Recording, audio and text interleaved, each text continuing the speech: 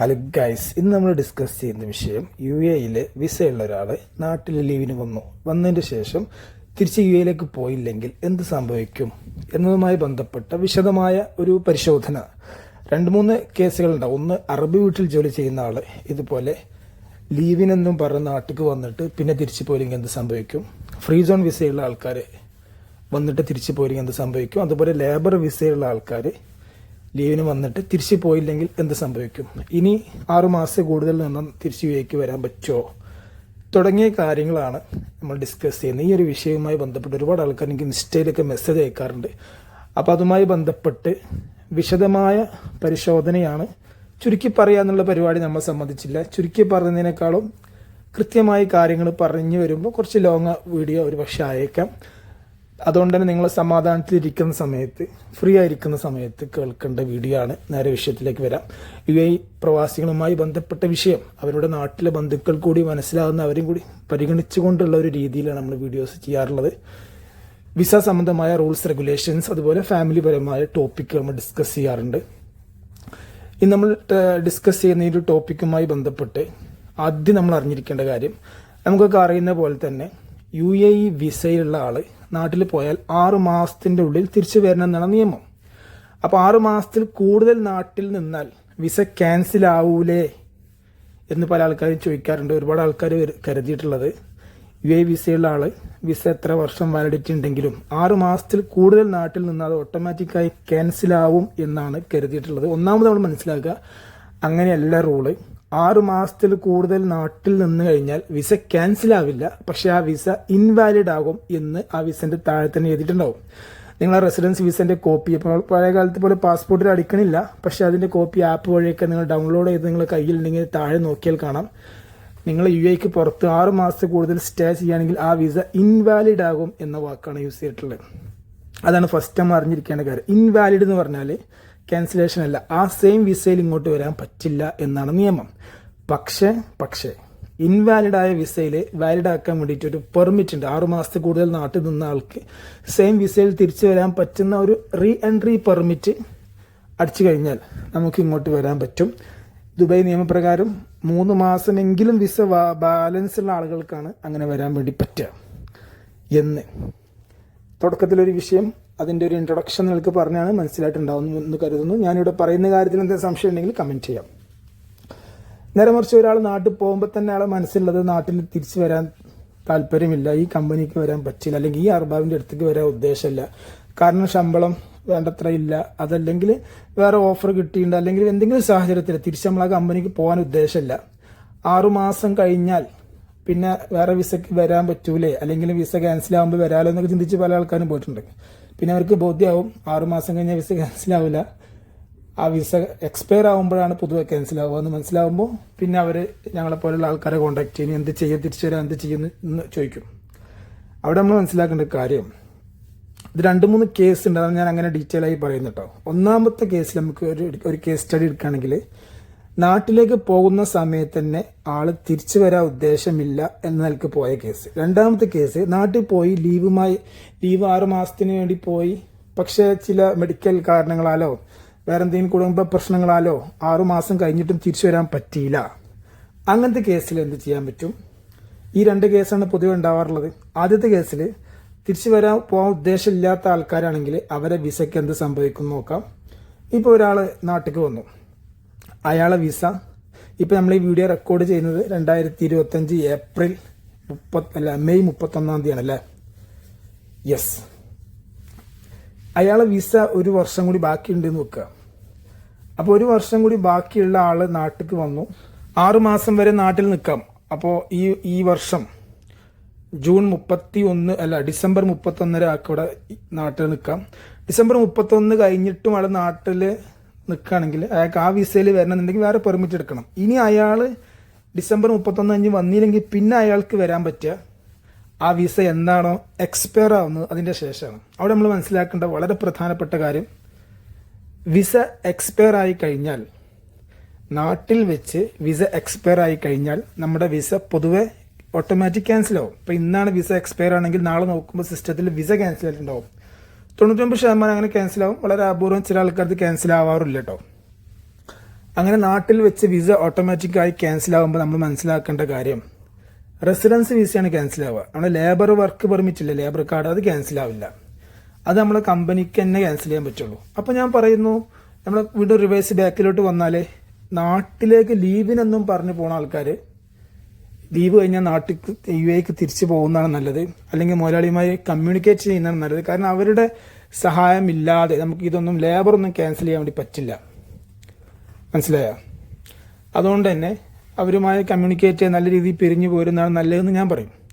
In case നിങ്ങൾ മുതലാളിയോടെയാണ് സംസാരിച്ച് കാര്യമില്ല, അല്ലെങ്കിൽ പൈസ ചോദിക്കുന്നുണ്ട്, അങ്ങനത്തെ കേസിലേക്കാണ് ആൾക്കാർ നാട്ടിൽ നിൽക്കുക. അപ്പോൾ അങ്ങനത്തെ കേസിൽ ആ വിസ എക്സ്പയർ ആവുന്നവരെ ഇവിടെ നിന്ന് കഴിഞ്ഞാൽ വിസ എക്സ്പയർ ആയതിന് ശേഷം നിങ്ങൾക്ക് വിസിറ്റ് വിസയിൽ പോകാൻ പറ്റും, വീട്ടു വിസയിൽ പോകാൻ പറ്റും, ഫ്രീ സോൺ വിസയിലും പോകാൻ പറ്റും. അവിടെ നമ്മൾ ശ്രദ്ധിക്കേണ്ട ചില ആൾക്കാർ കേസിൽ 2 കേസിൽ വിസ പാസ്സാവാറില്ല. അത് നമ്മൾ മനസ്സിലാക്കണം. UAE ഞാൻ പറഞ്ഞു, റിപ്പീറ്റ് ചെയ്യാനും കൂടി, നാട്ടിൽ ലീവിന് വന്നു, ലീവ് 6 മാസം കഴിഞ്ഞിട്ട് നാട്ടിൽ നിന്ന് തിരിച്ചു പോയില്ല, 6 മാസം അല്ല, പിന്നെ വിസ എക്സ്പയർ ആയി, സിസ്റ്റത്തിൽ നോക്കുമ്പോൾ വിസ ക്യാൻസലാണ്. അങ്ങനെ ക്യാൻസലാണ് എന്ന് കണ്ടപ്പോൾ ചില ആൾക്കാർ വിസിറ്റ് വിസയിൽ തിരിച്ചു വരാൻ വേണ്ടി നോക്കും. വിസിറ്റ് വിസ എടുക്കുമ്പോൾ വിസിറ്റ് വിസ പാസ്സാവില്ല. 2 കേസിലാണ് വിസിറ്റ് വിസ പാസ്സാവാതിരിക്കുക. ഒന്നാമത്തെ കേസ്, നിങ്ങൾ വീട്ടു വിസയിലാണ് ജോലി ചെയ്തതെങ്കിൽ പ്രത്യേകം ശ്രദ്ധിക്കുക. നിങ്ങൾ അർബാബിൻ്റെ വീട്ടിൽ ജോലി ചെയ്യുന്ന ആളായിരുന്നെങ്കിൽ വീട്ടു വിസയുള്ള ആൾക്കാർ UAEക്ക് പുറത്താണെങ്കിലും നിങ്ങളെ ബ്ലോക്ക് ചെയ്യാനും തിരിച്ചു വരാത്ത രീതിയിൽ ലൈഫ് ബാൻ ചെയ്യാനൊക്കെ നിങ്ങൾ പറയാതെ പോയി എന്നും പറഞ്ഞിട്ട് വേണമെങ്കിൽ ഇവിടുത്തെ ലോക്കൽസിന് നിങ്ങളെ ബാൻ ചെയ്യാനുള്ളൊരു ഓപ്ഷൻ ഉണ്ട്. അവരങ്ങനെ ചെയ്യോ, സർക്കാർ അങ്ങനെ അപ്രൂവ് ചെയ്യോ എന്നൊന്നും അല്ല, അങ്ങനെ ഒരു ഓപ്ഷൻ അവർക്കുണ്ട്. അവർക്ക് എന്തെങ്കിലും നിങ്ങൾക്കെതിരെ പരാതി പറഞ്ഞിട്ട് നിങ്ങൾ എന്തെങ്കിലും പറയാതെ നാട്ടിൽ പോയത് മൂലം അവർക്ക് ഉണ്ടാകുന്ന നഷ്ടം കാര്യങ്ങളൊക്കെ സർക്കാരിനോട് പറഞ്ഞാൽ, അങ്ങനെ ചെയ്യണമെന്നൊരു അറബി വിചാരിച്ചാൽ അയാൾക്ക് ചെയ്യാൻ പറ്റും, വീട്ടു വിസയുള്ള ആളുകൾക്ക് മാത്രം. അതുകൊണ്ടാണ് ഞാൻ പറയുന്നത്, വീട്ടു വിസയുള്ള ആൾക്കാർ നാട്ടിൽ ലീവിന് പോകുമ്പോൾ അർബാബിനോട് നല്ല രീതിയിൽ സംസാരിച്ച് മാത്രം പോവുക. ഇൻ കേസ് നിങ്ങൾ തിരിച്ചു വരാൻ പറ്റില്ലെങ്കിൽ കമ്മ്യൂണിക്കേറ്റ് ചെയ്യുക. പല ആൾക്കാരും പകുതി അരമുറി വിവരം വെച്ച് കണ്ട് അവർ, അല്ലെങ്കിൽ വേറെ ആരെങ്കിലുമൊക്കെ പറഞ്ഞു കൊടുത്ത എന്താ പറയുക അർദ്ധസത്യങ്ങൾ വെച്ചിട്ട് അവർ ലൈഫിൽ ഫോളോ ചെയ്യുമ്പോൾ ഇതുപോലെ പല പെടലുകൾ പെടും.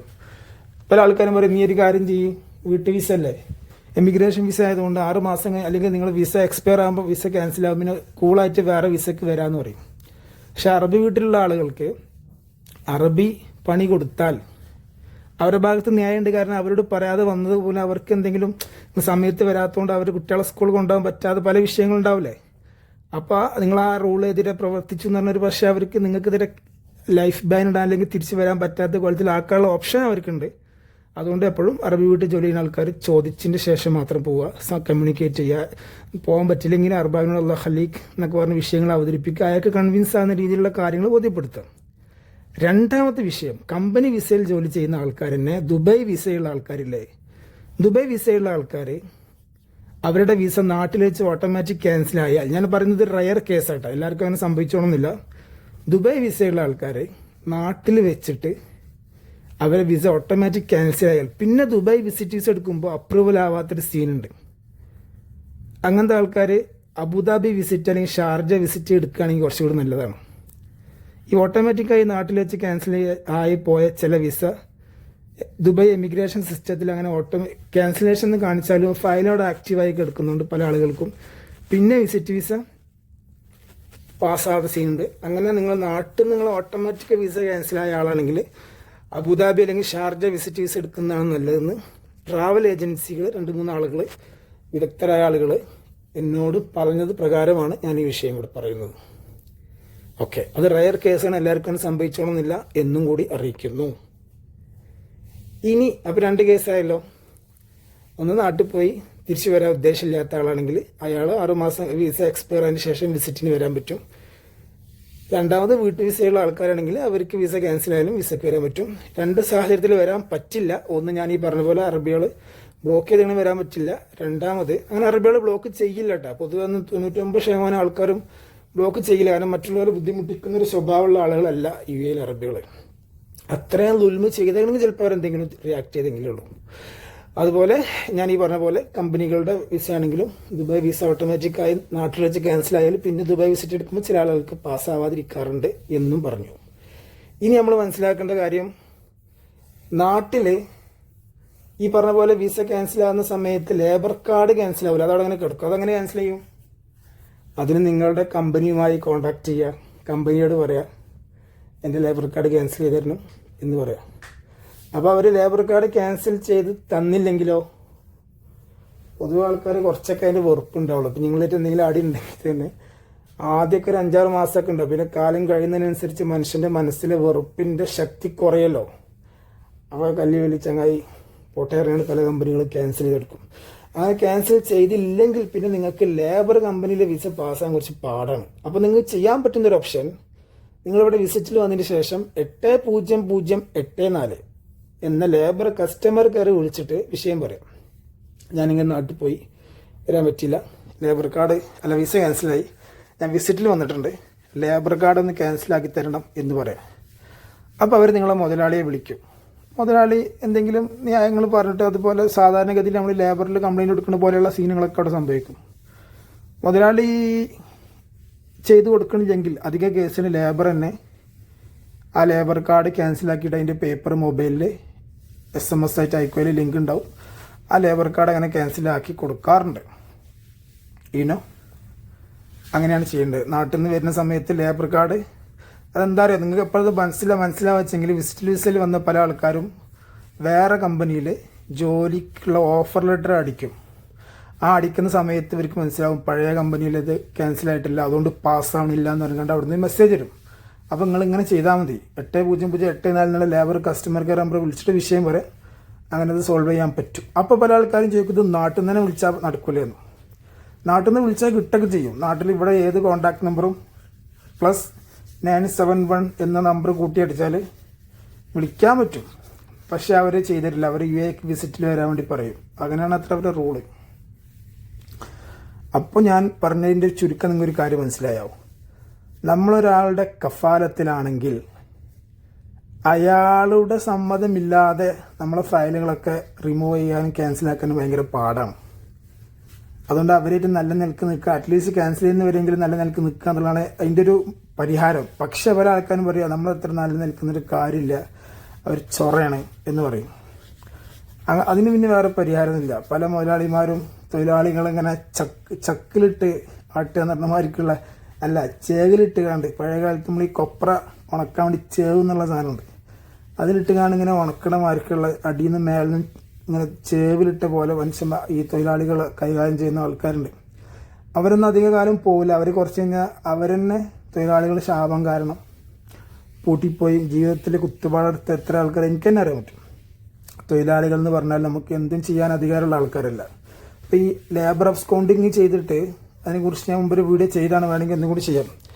ലേബർ അബ്സ്കൗണ്ടിങ് ചെയ്തതിന് ശേഷം പെട്ടെന്ന് പല കമ്പനികളും ഇമിഗ്രേഷൻ അബ്സ്കൗണ്ടിങ് ചെയ്യും. കാരണം എന്താ, ലേബർ അബ്സ്കൗണ്ടിങ് എന്ന് പറഞ്ഞാൽ കസ്റ്റമർ കെയർ വിളിച്ചാൽ ലേബർ റിമൂവ് ചെയ്തെടുക്കും. ഇമിഗ്രേഷൻ അബ്സ്കൗണ്ടിങ് റിമൂവ് ചെയ്യണമെങ്കിൽ കമ്പനിയുടെ NOC ലെറ്റർ നിർബന്ധമാണ്. അപ്പോൾ അത് മനസ്സിലാക്കിയിട്ട് പല കമ്പനികളും എന്നിട്ട് ഇവനിട്ട് ഇങ്ങനെ വട്ടം കറക്കുക. അവരുടെ യുവാക്കളെ ലൈഫൊക്കെ എത്രയോ ഇതുപോലെ ഇങ്ങനെ എരിഞ്ഞ തീരുണ്ട് ഇവിടെ, മുതലാളിമാരെ അഡ്ജസ്റ്റ് ചെയ്യാത്തതുകൊണ്ട്. ഓക്കെ, തൊഴിലാളിൻ്റെ അടുത്ത് വിഷയങ്ങൾ പറ്റിയിട്ടുണ്ടാവും, അവൻ്റെ അടുത്ത് മിസ്റ്റേക്ക് വന്നിട്ടുണ്ടാവും. അപ്പോൾ നമ്മൾ ഈ മൂട്ടനെ കൊല്ലാൻ പീരങ്കി എന്നുള്ളൊരു പോളിസി ഉണ്ടല്ലോ, അത് ഉപയോഗിക്കുന്ന മുതലാളിമാരുണ്ട്. കാരണം അവരുടെ അടുത്ത് എല്ലാ ഡോക്യുമെൻറ്റും എല്ലാ പവറും ഉണ്ട്. ഞാൻ എൻ്റെ പ്രിയപ്പെട്ട മുതലാളിമാരോട് പറയുന്നു, ഈ എന്താ പറയുക ഹജ്ജ് മാസത്തിൻ്റെ ഹെറുമത്തിനെ മാനിച്ചുകൊണ്ട് പെരുന്നാൾ അനുബന്ധിച്ചുകൊണ്ട് നിങ്ങളൊക്കെ എന്ത് ചെയ്യുക, നിങ്ങളെ തൊഴിലാളികളുമായി ഇതുപോലെ ആരെങ്കിലും അബ്സ്കൗണ്ടിങ് ഒക്കെ ചെയ്ത് ശത്രുതയിൽ അടി ഉണ്ടാക്കി നിൽക്കുന്നുണ്ടെങ്കിൽ നിങ്ങൾക്ക് നേരിട്ട് സംസാരിക്കാൻ പ്രയാസം ഉണ്ടെങ്കിൽ നിങ്ങൾ ഏതെങ്കിലും ദൂതന്മാർ മുഖേന അവരോട് പറയാം, ഓക്കെ എൻ്റെ അബ്സ്കൗണ്ടിങ് ഞാൻ റിമൂവ് ആക്കി തരച്ച് ആരോടെങ്കിലും പോയി ജോലി കണ്ടുപിടിച്ചോ എന്ന് പറഞ്ഞ് അവരെ ഒഴിവാക്കി കൊടുക്കുക. നമ്മൾ പഴയ കാലത്ത് ഈ മലബാർ മേഖലയിൽ തൊലാക്ക് കൊടുക്കാതെ കഷ്ടപ്പെടുത്തുന്ന ചങ്ങായിമാരുണ്ട് എന്ന് പറഞ്ഞ പോലെ ഇവരെ അബ്സ്കൗണ്ടിങ് റിമൂവ് ചെയ്യാതെ കഷ്ടപ്പെടുത്തുന്ന മുതലാളിമാരുണ്ടെങ്കിൽ ഞാൻ പറയുന്ന മക്കൾ, നിങ്ങൾക്ക് ശമ്പളം കൊടുക്കാൻ കഴിയില്ലെങ്കിൽ ക്യാൻസലാക്കി വിട്ടോളൂ, പോലെ വേറെ എവിടെയെങ്കിലും പോയി ജോലി എടുത്ത് ജീവിച്ചോളൂ. അല്ലാതെ ഒരാളെ ലൈഫ് ലോക്ക് ചെയ്യാനോ ചുമ്മാ ഫേക്ക് അബ്സ്കൗണ്ടിങ് കംപ്ലൈൻറ്റ് എടുത്തുകൊണ്ട് കഷ്ടപ്പെടുത്താനോ ആർക്കും അധികാരമില്ല. എല്ലാം പഠിച്ച നിരീക്ഷിക്കുന്നുണ്ട്. കർമ്മ വിൽ ഷുവർലി റിട്ടേൺ. ശ്രദ്ധിച്ചാൽ മതി. ബിസിനസ്സിന് അങ്ങനെ ഒരു സൈഡ് എഫക്റ്റ് ഉണ്ട്. ഓക്കെ, തൊഴിലാളികൾക്ക് നിങ്ങൾ അവരെ അധ്വാനിക്കുന്നതിന് വെച്ച് കറക്റ്റ് ശമ്പളം കൊടുക്കണം. അവരുമായി എന്തെങ്കിലും അഭിപ്രായ വ്യത്യാസം ഉണ്ടെങ്കിൽ തൊഴിലാളികളോട് ഞാൻ പറയുന്നത് നേരിട്ട് ലേബർ കംപ്ലൈൻറ്റ് കൊടുക്കുന്നതിന് മുന്നേ നിങ്ങൾ കമ്മ്യൂണിക്കേറ്റ് ചെയ്യുക. ലേബർ എന്ന് പറഞ്ഞാൽ പല ആൾക്കാരും എൻ്റെ വീഡിയോൻ്റെ താഴെ കമൻറ്റുകൾ കുറേ വരും. അവരറിയും ഇതെന്തിനാ അങ്ങനെ പറഞ്ഞു. ലേബർ എന്ന് പറഞ്ഞിട്ടുണ്ടെങ്കിൽ മുതലാളിമാർ എന്തെങ്കിലും കാണിച്ചാൽ അതിന് ലേബർ കംപ്ലൈൻറ്റ് ചെയ്താൽ കൂളായിട്ട് ചെയ്തിരുന്നറിയും. അങ്ങനെയല്ല, ലേബർ എന്ന് പറയുന്നത് അവർ ലേബർ തൊഴിലാളിയുടെയും തൊഴിലുടമയുടെയും പ്രശ്നങ്ങൾ കേൾക്കും. എന്നിട്ട് അവർക്ക് ശരി എന്താ തോന്നുന്നു അത് നീതിപൂർവകമായി വിധിക്കും. അപ്പോൾ എന്ത് ചെയ്യും, പല ആളുകളും ചെയ്യുന്ന സംഭവം വെച്ചെങ്കിൽ കടയിൽ മര്യാദക്ക് ഇപ്പോൾ ഡ്യൂട്ടിക്ക് നേരം വൈകി വരുന്നത്, അങ്ങനത്തെ സംഭവങ്ങളൊക്കെ ഇല്ലേ, അതൊക്കെ ഈ ലാസ്റ്റ് മൊമെന്റിൽ കുത്തിപ്പൊക്കും. അപ്പോൾ തൊഴിലാളി ഇതുപോലെ ഒരു മടിയനാണെന്ന് ലേബർ തോന്നിയിട്ട് തൊഴിലാളിക്കെതിരെയും പറയുന്ന സമയത്ത് വിധി വരുന്ന സമയത്ത് ആ രീതിയിലാണ് വരിക. ഒന്നാമതായി നമുക്കെതിരെ ഒരു കംപ്ലൈൻറ്റ് കൊടുക്കാൻ പറ്റാത്ത വിധം നമ്മൾ കമ്പനിയിൽ പെർഫെക്റ്റ് ആയിരിക്കണം. സമയത്ത് ഡ്യൂട്ടിക്ക് ചെല്ലുക, കാര്യങ്ങൾ നല്ല റാഹത്തിൽ സെറ്റപ്പായി ചെയ്യുക, ആക്റ്റീവായി ചാടി നിൽക്കുക. അങ്ങനത്തെ ആളുകൾക്കൊരു പ്രശ്നം ഉണ്ടാവില്ല. ഇത് എല്ലാത്തിനും പരാതിയും താല്പര്യമില്ലാത്ത രീതി ജോലി മുതലാളിനേറ്റ് എല്ലാ സമയത്ത് ഈഗോ. ഞാൻ മുമ്പത്തെ വീഡിയോ പറഞ്ഞിട്ടുണ്ട്, ഈഗോ ഉള്ള ആൾക്കാർ, അഹങ്കാരമുള്ള ആൾക്കാർ, പെട്ടെന്ന് പിണങ്ങുന്ന ആൾക്കാർ, ഇവരൊന്നും ഈ പ്രവാസ ലോകത്തേക്ക് വരുന്നതിനെ കുറിച്ച് ചിന്തിക്കുക ചെയ്യരുത്. കാരണം അത്രയും പ്രശ്നങ്ങളായിരിക്കും. ഇവിടെ പല പ്രശ്നങ്ങളുടെയും മൂല കാരണം പോയി അന്വേഷിച്ച ഇതുപോലത്തെ ഈഗോകളായി കാര്യം. അതുകൊണ്ട് മക്കളെ, അന്യ നാട്ടിൽ വന്ന് നമ്മൾ ഈ നാട്ടിലെ കളി എടുക്കാതെ എല്ലാവരും സമവായത്തിൻ്റെ പാതയിലേക്ക് വരിക. മുതലാളിമാരോട് ഞാൻ പറയുന്നു, തൊഴിലാളികളോടും പറയുന്നു, നിങ്ങൾ എന്ത് തമ്മിൽ പ്രശ്നങ്ങളുണ്ടെങ്കിൽ കമ്മ്യൂണിക്കേറ്റ് ചെയ്യുക. തൊഴിലാളിയുടെ ശമ്പളം അനധികൃതമായി പിടിച്ചു വെക്കുന്ന മുതലാളിമാരൊക്കെ കൊടുക്കുക, ഹക്ക് കൊടുക്കുക. 1 രൂപക്ക് പോലും നമ്മൾ കണക്ക് പറയേണ്ടി വരും. മരിച്ചതിന് മുന്നേ തന്നെ പറയേണ്ടി വരും. പരലോകത്തെ കാര്യമല്ല പറയുന്നത്. ഓക്കെ, ഇതൊന്നും ആരും പറഞ്ഞുതരില്ല, അതാ പ്രശ്നം. മുതലാളിമാരെല്ലാവരും ഇങ്ങനെ കയറ്റി വെക്കും. മുതലാളിമാർ ചെയ്യുന്നതിന് ആരൊന്നും പറഞ്ഞു കൊടുക്കാൻ ഉപദേശകന്മാരൊന്നും ഉണ്ടാവില്ല.